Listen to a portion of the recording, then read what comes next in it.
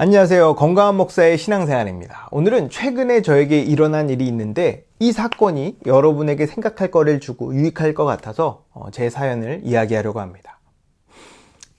수요일날 새벽이었어요. 새벽 2시에 카톡이 왔습니다. 이 시간에 나한테 카톡할 사람이 없는데 카톡이 오니까 확인해 봤죠. 근데 전혀 모르는 사람이 저한테 오픈 채팅으로 말을 거는 거예요. 안녕하세요. 늦은 시간 고민 상담 좀 가능할까요? 대뜸 이렇게 문자가 오니까 저는 유튜브 구독자 중에 어떻게 내 아이들을 알았나 보다 했죠. 삶을 포기할 정도로 너무 힘들다면서 가능하면 보이스톡으로 상담했으면 좋겠다고 해서 보이스톡으로 통화했습니다. 근데 약간 당황스러웠던 건 통화해보니까 내가 누군지, 내가 뭐 하는 사람인지 전혀 모르더라고요.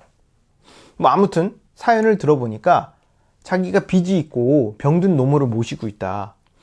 어머니와 자기가 고시원에 살고 있는데 돈이 없어서 내일이면 방을 비워줘야 하는 상황이라는 거예요. 너무 힘들고 서러워서 누군가에게 하소연이라도 하고 기도 좀 부탁하려고 연락했다는 거예요.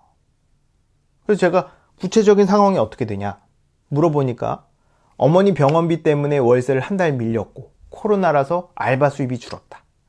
직장에서 가부를 받아 어떻게든 월세를 내보려고 했는데 잘 안 됐고 고시원 원장이 내일 1시까지 이번 달 월세를 안 내면 방 빼라고 한다. 자기가 할 수 있는 모든 것을 다 해봤지만 돈을 못 구해서 지금 짐 싸는 중이라고 말했어요. 제가 물어봤죠. 얼마가 필요하냐? 내일 당장 내야 하는 돈이 23만 원이라는 거예요. 사연을 들으니 이게 정말 사실이라면 너무 안타까운 일이고 정말 도움이 필요한 일인데 여러분도 아시겠지만 이게 거짓말일 수도 있는 거예요. 아니 확률상 거짓말일 가능성이 크죠. 지금 새벽 2시라 만날 수도 없고 난 내일 오후까지 일을 해야 하니까 이게 진짜인지 가짜인지 진위 여부를 확인하기 어려운 겁니다. 상황상 사기일 가능성이 커요. 하지만 진짜일 가능성도 있죠. 어떡하죠? 이걸 도와줘야 될까요? 말아야 될까요? 여러분 어떻게 생각하세요? 저는 예전부터 이런 비슷한 상황에 대해 생각을 많이 했어요. 종종 고속터미널이나 지하철 같은 데서 지갑을 잃어버렸다, 돈이 없다, 몇만 원만 빌려주면 나중에 갚겠다 말하는 사람들이 은근히 있습니다. 물론 이런 경우는 너무 티가 많이 나고 너무 전형적이라 알아채기 쉽지만 모든 상황이 다 이렇게 허술한 것도 아니고 어떤 것은 진짜일 수도 있어요.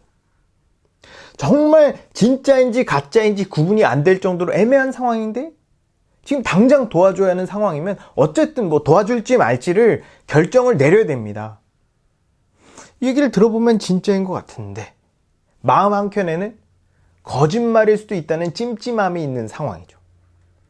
이럴 때 그리스도인이라면 어떻게 해야 될까요?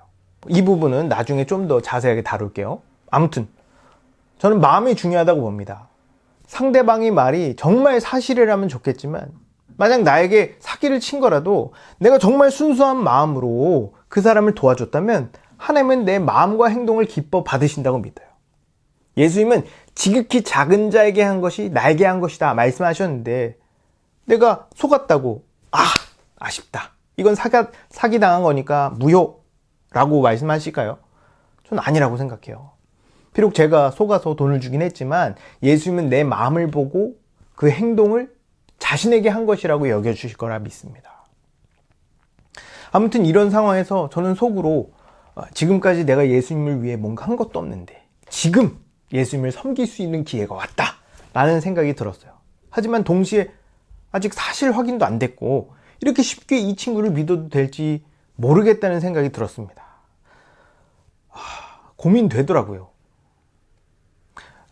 내가 사기일 거라고 생각해서 안 도와줬는데 만약 이게 사실이었다면 또 그래서 이 친구가 혹여나 극단적인 선택을 하면 어떡하나. 반대로 내가 도와줬는데 이게 다 사기라면 그래서 더 열심히 나 같은 사람에게 사기를 친다면 어떡하나. 이 친구의 말이 사실이라면 저는 정말 기쁘고 감사하게 도와줄 수 있고 또 도와주고 싶은데 믿을 만한 구석이 없는 거예요. 아무튼 내일 스케줄 때문에 빨리 결정을 내려야 됐습니다. 그래, 속는 한이 있더라도 일단 도와주자. 만약 이게 사실이면 난 예수님을 섬기는 거다. 혹 이게 거짓일지라도 하나님 내 마음 아신다. 또 하나님께서 다 갚아주실 거다 생각했습니다. 그래서 그 친구에게 연락처와 계좌번호를 줘라. 내가 도와주겠다. 그러니까 너무 감사하다면서 울더라고요. 제가 울지 말고 이제 맘 편히 푹 자라.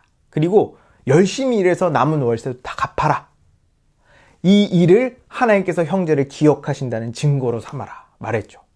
그 친구와 다음 주 화요일에 만나기로 약속을 하고 통화를 끊었습니다. 그리고 월세 23만 원, 생활비 7만 원에서 총 30만 원을 송금했어요.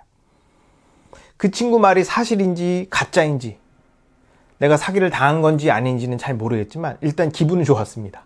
사실 여부를 떠나서 내 진심을 하나님께서 아시고 내 섬김을 기뻐 받으셨다는 생각이 강하게 들었거든요. 그리고 다음 주에 이 친구를 만나면 복음을 전하고 이 악순환에서 건져내야겠다는 생각에 다음 주가 기대됐습니다. 그리고 이틀 후 금요일 밤 10시였어요. 그 친구한테 전화가 왔는데 직장에서 퇴근하는 길에 전화했다고 하더라고요. 이런저런 얘기하다가 자기 월세는 일단 해결했는데 어머니 월세가 남았다는 겁니다. 그래서 지금 밤 12시에 사채업자를 만나기로 했대요. 사채업자에게 돈 40만 원을 빌려서 어머니 월세 25만 원 내고 남은 15만 원에서 나 7만 원 갚고 나머지 8만 원을 생활비로 쓰겠다는 겁니다. 순간 말을 잃었어요. 아니 얘는 기껏 늪에서 건져냈는데 또다시 늪 속으로 들어가려고 그러네.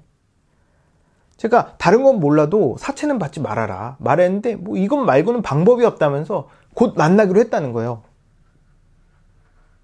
여기서 이게 사귈 수 있다는 생각이 아주 강하게 들었어요. 저한테 돈을 빌려달라는 말은 하진 않았지만 돈을 주지 않으면 나는 더욱 어두운 가운데로 들어갈 테다 라는 무언의 압박을 받았습니다. 일단 알았다 하고 전화를 끊었죠. 내가 어떻게 하는 게 좋을지 고민이 됐습니다. 저는 정말 이 친구의 말을 믿고 싶고 이 말이 사실이었으면 좋겠는데 지금 이 상황은 너무 아닌 거죠. 이 친구 말로는 이번 달 자기 월세와 또 어머니 월세만 내면 더 이상 누군가에게 돈을 빌려야 하는 상황은 없을 거라고 말했어요. 그래서 한 번 더 속는다 생각을 하고 정말 급한 어머니 월세 25만 원만 붙여줬습니다. 그리고 다음 주 화요일에 꼭 만나자고 다시 약속을 했죠. 화요일에 만나면 진실이 밝혀지지 않을까요? 일요일이 됐고 교회 갔습니다. 저와 함께 동역하시는 목사님이 계신데 그분께 모르는 사람에게 도와달라는 카톡을 받았다는 얘기를 했어요. 그러니까 목사님께서 혹시 이러이러한 내용 아니냐 말씀하시는 거예요. 제가 깜짝 놀라서 어떻게 알았냐 물어보니까 자기에게도 그런 문자가 왔다는 겁니다.